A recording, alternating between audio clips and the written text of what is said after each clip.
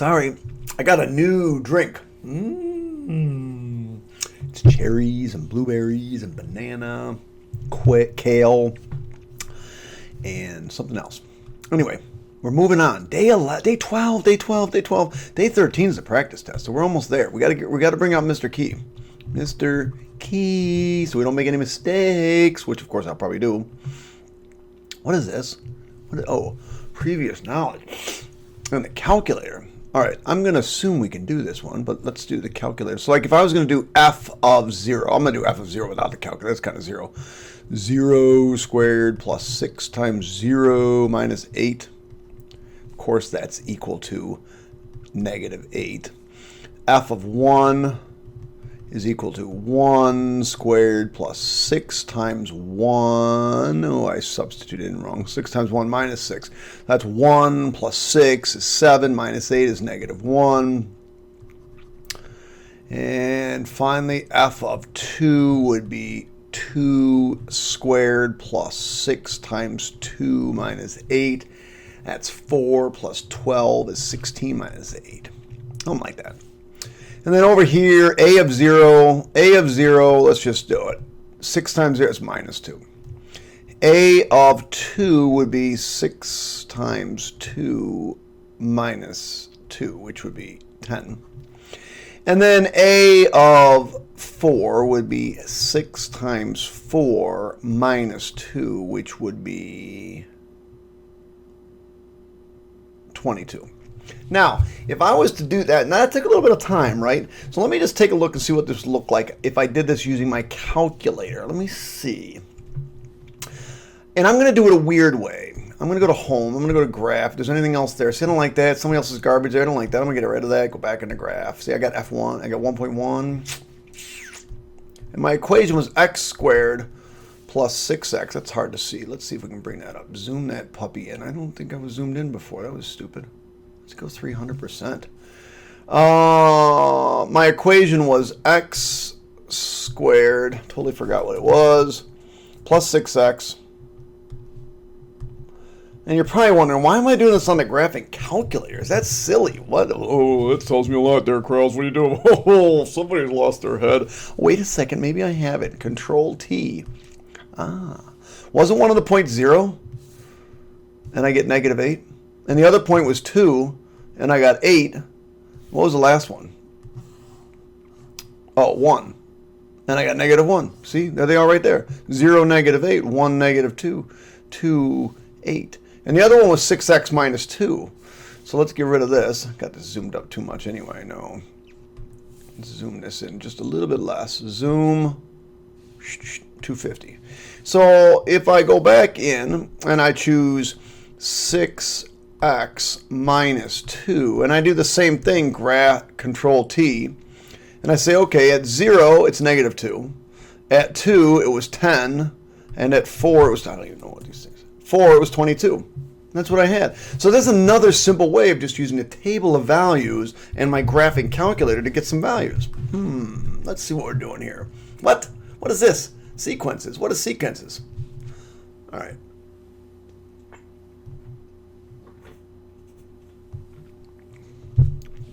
A finite sequence of numbers. A finite sequence is a sequence that ends. You know, this case we had the natural numbers. They go 1, 2, 3, 4. Well, that was actually the domain, and then the range values are the sequence. These would be the actual sequence values, all the way up to the nth term of the sequence. So a finite one would be like just the first 4 terms. An infinite sequence of numbers would be a sequence that does not end. But there is some kind of pattern that repeats itself. And the rule for a sequence. Well, usually what you'll have is, let's just skip that for now. I'll come back to that, maybe. Let's just talk about first 6 terms of a sequence. So I could do this. The first 6 terms of the sequence where n is equal to 1, and n is equal to 2, and n is equal to 3. These are my domain values right here. This is my rule. I guess the rule is really just a function. It's like f of x. That's my rule. It's some function that defines how the sequence of numbers are going to line up. So in this case, I could simply just type this in and do each one individually, or I could go over to my calculator like we just did. What was those? It was 3n minus 7. Control T. And then tab. I'm just going to get rid of this one. And it was 3x minus 7. And I'll go back to the table of values again, Control T, and I can get the first 4 terms, -4, -1, 2. So my first 6 terms are -4, -1, 2, 5, 8, 2, 5, 8, 11. I should have known that, 11. Just going up by 3 each time. So there's the first 6 terms. I don't have to plug them in. It's just a function that defines a rule that creates a sequence of numbers for anything. Here's another way to write this one. This is a weird way. Here's how another way I can write function notation. So in the past, yeah, this is what I wanted to do. I just had a brain fart. I think what happened was I drank too much of my drink. And I had a little brain freeze. And so I wasn't thinking correctly. So normally we would use function notation, but when we're talking about sequences of numbers, what we want to use is a sub n is equal to, and then we're going to create a rule. And our rule is going to be a sub n, and this over here will be our rule that defines how that sequence is created. So when I scroll down here and I see this is another word. This is like saying a of n. It's like just different function notation, but this is how we do it using sequences. So if I wanted the first 6 terms of this, it's the same thing. I can just put this in my calculator. Yeah, it's kind of weird looking. Yeah, it's kind of funky. Tab, we'll get rid of this one. And I would use x, so 2 plus x minus 1, 2 plus parentheses, x minus 1, and I think it was times 3, right? Times 3. And there it is. So if I want to look at my first 6 terms here, I go to Control T, and my first 6 terms are 2, 5, 8, 11, and 14. 2, 5, 8, 11, 14, and the next one will be 17. And there's that sequence of numbers. Looks an awful lot like this one. Close. 2, 5, 8. Weird. At any rate, we can use our calculator to get those sequences. But we're going to learn to define arithmetic sequences. In an arithmetic sequence, we're looking for differences. We can recognize an arithmetic sequence when we're trying to find differences. Now, differences is subtraction, and it should be a constant or consistent amount, and we call that the common difference. So as I'm looking at these sequences right here, and we want to see if they are a arithmetic sequence.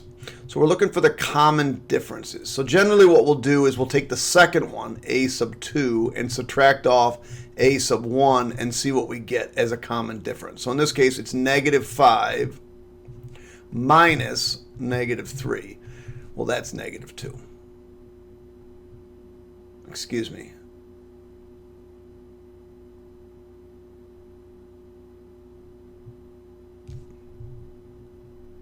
Should be +2. Why is it not +2? Oh! I knew it was +2, and I did backwards. I apologize. Oh my gosh. Maybe I should stop drinking. I need more coffee from burgers rather than... So you take the second one, which is -3, and you subtract off the first one. So this becomes a plus, and so this becomes +2. And you got to keep going, though. You got to see, well, is it always going to be the case? A sub 3 minus a sub 2. That would be -1 minus -3, and that would be also 2. And look, if I can add 2, so yeah, and the common difference in this case would be 2. So this would be 27 minus 32, which would be -5. This one would be 21 minus 27, that would be -6. And then this next one will be 17 minus 21. That would be negative 4. So we're not going down. And then the next one is negative 7. So this is not an arithmetic sequence because it's not going up by the same amount. This is adding 2. Or if I did 5 minus 2, I'd say, oh, that's 2. This is adding 4. 9 minus 5 is 4. This is adding 6. No, this is also not an arithmetic sequence. The general rule for an arithmetic sequence is right here. A sub n is equal to the first term, n minus 1 times d. Wow, how do we get that? D being the common difference. So D is the common difference.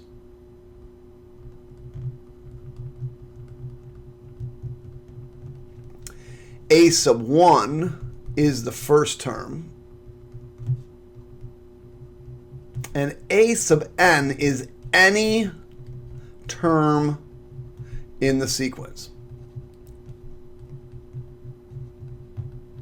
Any term in the sequence. Any at all. So first you got to find out if in fact it is a arithmetic sequence. 9 minus 2 is 7. 16 minus 9 is 7. 23 minus 16 is 7. So my common difference, D, is 9 minus 2, which is 7. And yes, it is an arithmetic sequence. So,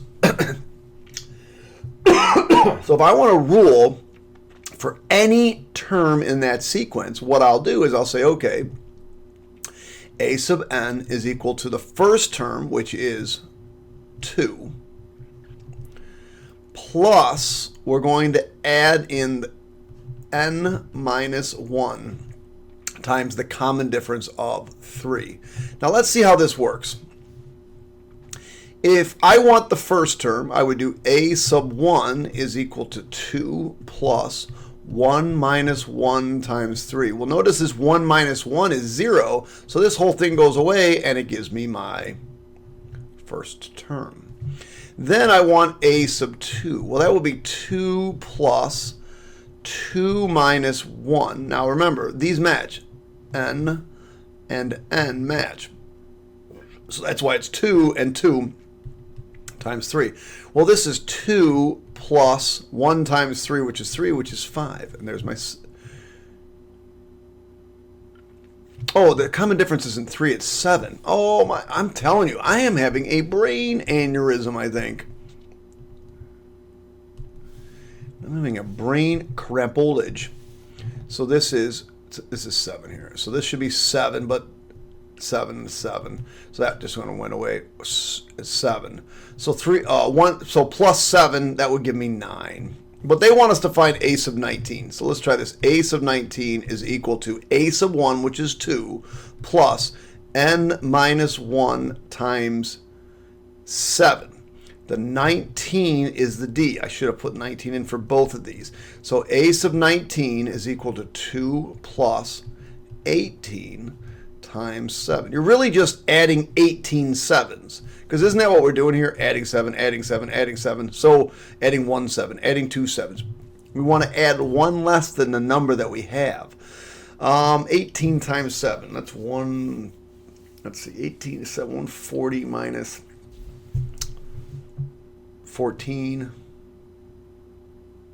126. This would be 128. So A sub 19 is 128. If you put that in your calculator, you get 128. All right, let's try it here. Let's see if I can not make a mistake here. So we're looking for the common difference. The common difference is going to be 45 minus 57. In this case, it's negative 12. And if you look at all of them, down 12, down 12. So we're going down 12. A sub 1 is my first term, which is 57. So now I'm going to create the equation. A sub n, any term, and that's the A sub n. That's how it's read. A sub n is equal to the first term, A sub 1, plus n minus 1 times the common difference. In this case, it's negative 12. So then I want to find A sub 19. Well, that's just 57 plus 19 minus 1, which is just 18 times negative 12. Not doing that one in my head, not anytime soon. So 57 plus parentheses 18, that's the n minus 1, times negative 12. And I get negative 159. So negative 159 is the answer here. All right, let's keep going. Common difference. We're subtracting 4. Subtracting 4 from subtracting 4. So my common difference is minus 4. My first term is 9. So a sub n is equal to 9 plus n minus 1 times my common difference, which is minus 4. And I want to find a sub 19. So a sub 19 is equal to 9 plus 19 minus 1, which is really just 18 times negative 4. So 18 times negative 4, negative 36, negative 72. 9 minus 72 is negative, what, 63? I'm thinking it's negative 63. Let's try using the calculator. Zoom in too much. Zoom. Zoom. Zoom-a-doom-a-doom and a room. 150. Okay. Get it away from my head. So we're going to do 9 plus 18 times negative 4. Great. 9 plus 18. That's the n minus 1 times negative 4. Negative 63. Perfect. All right, let's see what we're doing here. Ooh, this one's kind of hard. So we're going to do, the common difference is negative 9 minus negative 15. Well, that's really plus. So it looks like it's 6. Oh, yeah, look, adding 6. Adding 6. So my common difference is 6. So a sub n is the first term, which is negative 15 plus n minus 1 times 6. And I want a sub 19. So it's negative 15 plus 19 minus 1 times 6. And we'll grab the calculator. Forgot what the first term was already. Negative 15. So negative 15 plus, parentheses, 18 times 6. 93. So one term of an arithmetic sequence is a sub 11 is 41. Write the rule.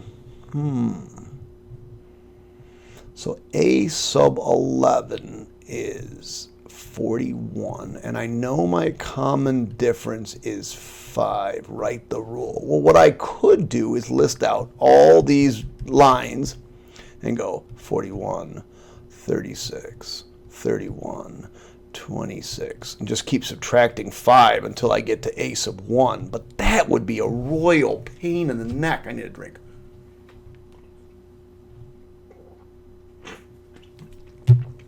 What I really, really, really need is a straw. So we're not going to do it that way. What we're going to do it is using the equation. A sub n equals a sub 1 plus n minus 1 times d. So what do we know? We know a sub 11 is 41. So a sub 11 is 41. This is when n equals 11 is equal to a sub 1 plus 11 minus 1 times 5. So this is 41 is equal to a sub 1 plus. Now let's try to do some things in your head. This is 10 times 5, which is 50. Subtract 50, I would get negative 9 is equal to a sub 1. So my equation is a sub n is equal to negative 9 plus n minus 1 times 5. Oops. And I can check that out. Come over to my calculator. And I would do, okay, negative 9 plus, parentheses, 11 minus 1 times 5. And see if I get the 41. There it is. Got my equation. So a sub 15 and d. So we're just going to go right to it. A sub n is equal to a sub 1 plus n minus 1 times 12. I don't know. Look for this. So I know a sub 15 is 107. That makes n 15. I don't know what a sub 1 is, so I'm going to figure it out. 15 14 minus 1 times 12. So I'm going to do that math right here. 14 times 12, 168. So 107 minus 168 equals negative 61. So when I subtract off that 168, I get negative 61 is equal to a sub 1. So my equation then is quite simply a sub 1 n is equal to negative 61 plus n minus 1 times 12. All right, summation or series. So we're going to say a series is like a sequence of numbers, or it's a series of numbers that we're going to put out in order. So if I gave you the equation a sub n is equal to, well, I'm giving you this equation right here, and I want to sum up all of them. So we're going to use, what this means is this. Let me tell you all the pieces. This, first of all, this is the Greek symbol epsilon, E-P-I-S-L-O-N, or something like that. I can't spell. But it's a Greek symbol, and it means summation. We're going to add up all of the terms. Well, what are the terms? Well, you could put this in your graphing calculator, 2 minus 3x. Look at the table. But what we want to do is, these represent the domain of this sequence or series of numbers that we're going to add up.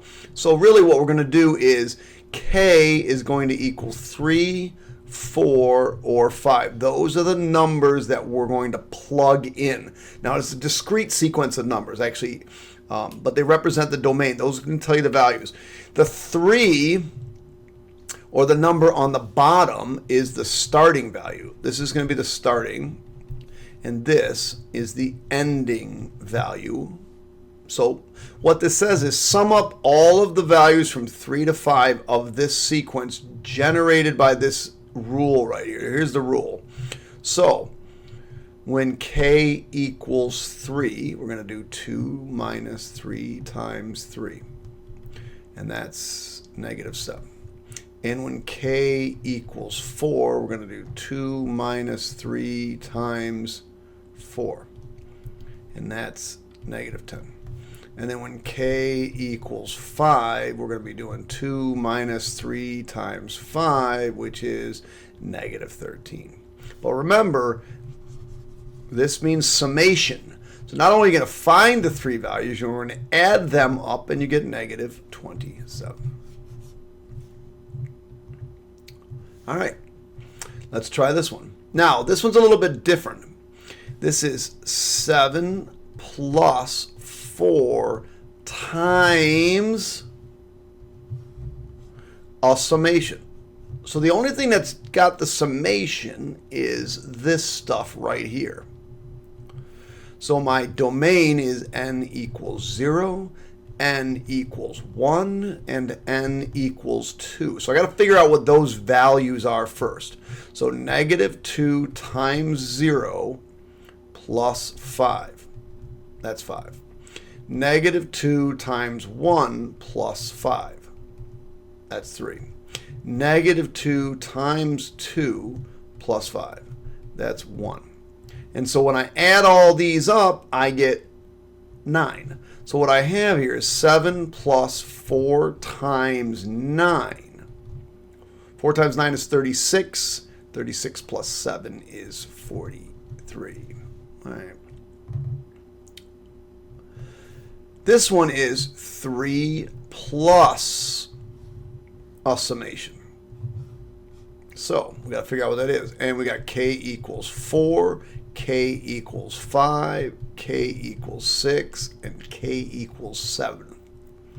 Well, this isn't bad. It's 4 minus 6, 5 minus 6, 6 minus 6, and 7 minus 6. So this is negative 2, negative 1, 0, and 1. Well, those add up to nothing. So it's just -2. So my answer is 3 plus -2, which is 1. What we're going to do now is we're going to use our calculator to do it for us. And we're going to check these answers to see if I made any mistakes. So we're going to come back up to this one. We're going to go over to our calculator. I'm going to clear all this crap out. And we're going to do a summation on this 2 minus 3k. So it's under this complicated button, and you got to look over for the e, the sigma, the epsilon. Or is it sigma? Anyway, k equals 3. So k equals 3. Now I had a brain cramp. Is it sigma or is it epsilon? I think it's sigma. Maybe it's epsilon. We're going to have to find out. K equals 3 to 5. And in here we're going to put 2 minus 3k. Now before we found out that was -27. Let's hope I got it right. Oh man, what did I do wrong? -30. Oh, clearly these are negatives, 20, and oh. Isn't that nice to be able to check so you don't make dumb mistakes? I mean, clearly 7 and 3 make 10, and 10 make 30. So this is one of the reasons why, even though this looks really simple, I want you to get used to using your graphing calculator to go through and make a check. As a matter of fact, you know, if it's a part 2 or part 3 question, you're going to have to show your work for that summation. But you should be using your calculator every single time so you don't make dumb mistakes. Geez, I hope I didn't do that again. This one's a little more complicated. You're going to do 7 plus 4 times. And then now we go into the summation. Summation, now we're using n. So down here we'll do n 0 all the way up to 3 of -2n plus 5. I know I switched letters. I didn't even realize earlier I'd switched letters. You got to stay consistent. It's either n or X. You can't use both.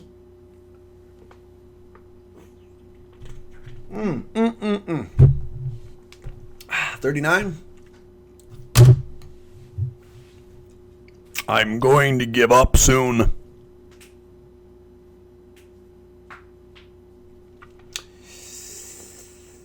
Oh, this one, you know what's funny is because on the first one I made a mistake on purpose because it was so simple. Anybody see the mistake I made on this one? Yay! Let me highlight it in yellow because it's so stupid. Oh, that's not it. That's not it. That's not it.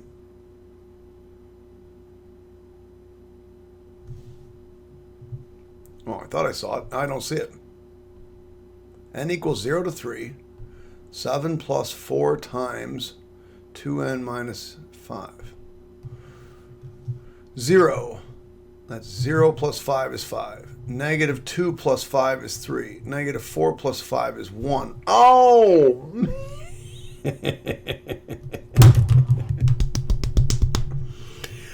Oh my God, kids. This is going to be a long day.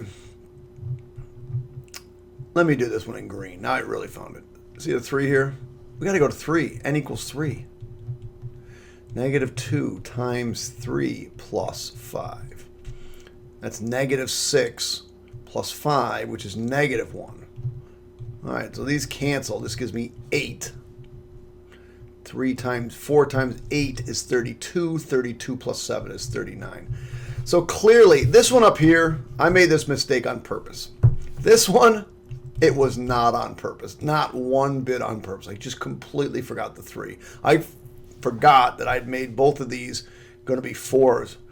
So hopefully that I did not mean to make a mistake on this one either. So let's see if I got this one right. 3 plus sigma. And what are we using now? K. K equals 4 to 8.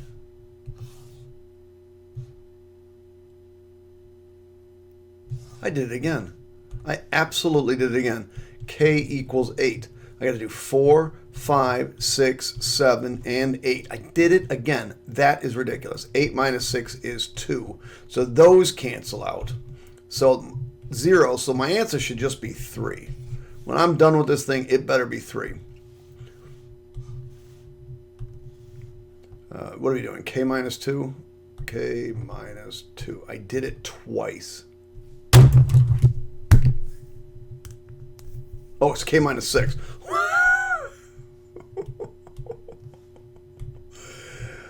Ooh, better be 3. Oh my God, kids. I have to tell you, summations are the easiest thing to do because you just plug numbers in and just write them down and add them up. This is why my wife does not allow me to keep score in some game that you have to add up, because there's a guaranteed chance I'm going to screw it up somehow. Clearly, these frozen smoothies either freeze your drink, but they don't make your brain any smarter. Oh. Write the first 6 terms of the sequence. Let's see that. Let's see if we can do that. N equals 1, n equals 2, n equals 3, n equals 4, n equals 5, and n equals 6. So if I plug in a 1, I get 3. If I plug in a 2, I get 4. If I plug in a 3, I get 5.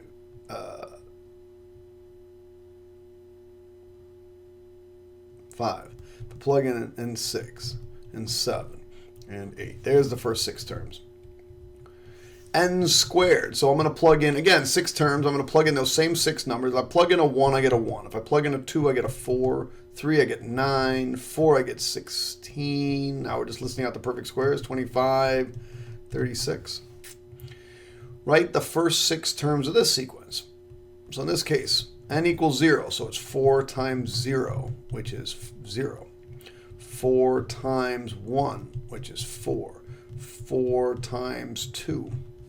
This is n equals 1, 2, 3. 3 minus 1. So we're just going up by 4 every time. 0, 4, 8, 12, 16, and 20. Write the first 6 terms of this sequence. Wow, this is weird. 3 over 1, which is 3. 3 over 2, which is 3 over 2. 3 over 3 is 1. 3 over 4. 3 over 5. And then 3 over 6 is really 1/2. And this one is going to be... This would be one I'd grab my calculator on. And I would just go right to the graph. And I would go control division 2x over x plus 2. X plus 2. Although, here's the problem with this. If we go to the value table, what are we going to see? Going to see decimals. Decimals, not very useful. Oh, that's why. Find the 10th term. So a sub 10 is equal to 2 times 10 over 10 plus 2, which is 20 over 12, which is 10 over 6, which is 5 over 4 goes in there 5 times, 4 goes in there 3 times, 5/3. And if I looked at my table, I should see 5/3, which is 1. And then 1.6 repeating is in fact 5/3. Let's evaluate this. Just using the calculator.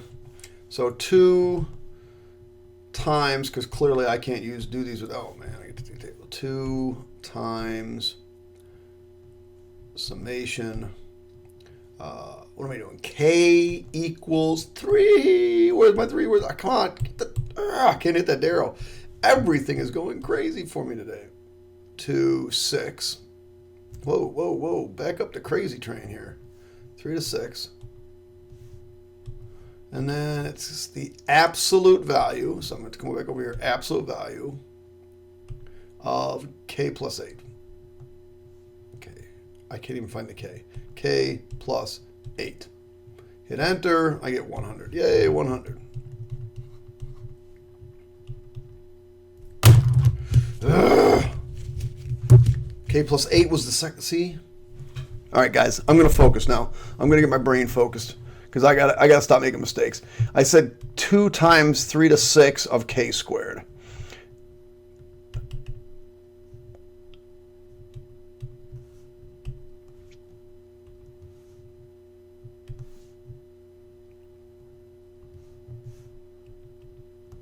K squared. 2 times 3 to the 6 of k squared, 172. But while I got this other one up already, enter k from -6 to -4. So -6 to -4, k plus 8. We're going to focus. 9. Recursive sequences. So this is what you say. You know, recursive sequence is you're going to use the process of starting. You're choosing a starting term and repeatedly applying the same process to each term to arrive at the following term. So recursion requires that you know the value of the term immediately before the term you're trying to find. So if you have a term, you know, recursion, you're going to take some number, a sub 1. You're going to do some magic on it, and it gives you the next term. But I can't find the first term, or I can't find the any nth term. There's no way I can find a sub 9 unless I know a sub 8. And I can't find a sub 8 unless I know a sub 7. So it's like this thing where recursion is like you take this first term and you just do something to it and it gives you the new term. So it's not too complicated, but it sounds hard. So let's see what we got. We know what a sub 1 is. A sub 1 is -4. Now a sub n is equal to a sub n minus 1 plus 5. So use recursive rule to find the next 4 terms. Next 4 terms. So I know what a sub 1 is. Now a sub 2 is equal to a sub, now n is 2, so 2 minus 1 is 1. So really it's the previous term, a sub 1 plus 5. Well, I know a sub 1. A sub 1 is -4. So that's equal to 1. Now, a sub 3 is taking a sub 2, which is 1, and adding 5, 6. A sub 4 is taking the previous term, 6, and adding 5, which is 11. A sub 5 is taking the previous term and adding 5, and we get 16. So those are the next 4 terms. This one. So I want to know the 4 terms. So a sub 2 is equal to -1 plus 5 times the one before, which is 1. So this is -1 plus 5, which is 4. A sub 3 is equal to -1 plus 5 times the one before. That's -1 plus 20, which is -19. A sub 4 is equal to -1 plus 5 times, this should just be 19 up, -19, positive 19. 19. Let's see, 5 times 19 is 95, so this is equal to 94. And finally, a sub 5 is equal to -1 plus 5 times the previous one, 94. Oh, I'm not doing that in my head. Brain, I can't even do simple stuff in my head right now. 94 times 5 minus 1, 469. All right, let's try it. Let's try it. So a sub 0 is 1. So a sub 1 is equal to 2 times the one before it, 4. which is 8. A sub 2 is equal to 2 times the one before it, 16. A sub 3 is equal to 2 times the one before it. And a sub 4 is equal to 2 times the one before it, which is, 32, going to the right answer, and this is 64. Finally, last problem. A sub 1 is equal to a sub 0, because this is 1 minus 1, which is 0. The one before it, 3, minus 1 squared. So that's 2. A sub 2 is equal to the one before it, 2, minus n squared, 2 squared. And that's 2 minus 4, which is negative 2. A sub 3 is equal to negative 2 minus 3 squared. So that's negative 9. It's negative 2 minus 9, which is negative 11. And a sub 4 is equal to the one before it, negative 11, plus minus 4 squared. 4 squared is 16. A negative 11 minus 16 is negative 27. Oh my goodness, kids, that had to be one of the roughest videos I've ever put together. I hope you understood it. If you don't, please come see me. It shouldn't be too difficult, but I think I tried to make it more difficult than it is. Keep rocking along. Hit the subscribe button. Donate to my cause of getting a new computer someday. Please, I need a new computer. This computer's dying. And that's it for today, kids. Hope you enjoyed your lesson.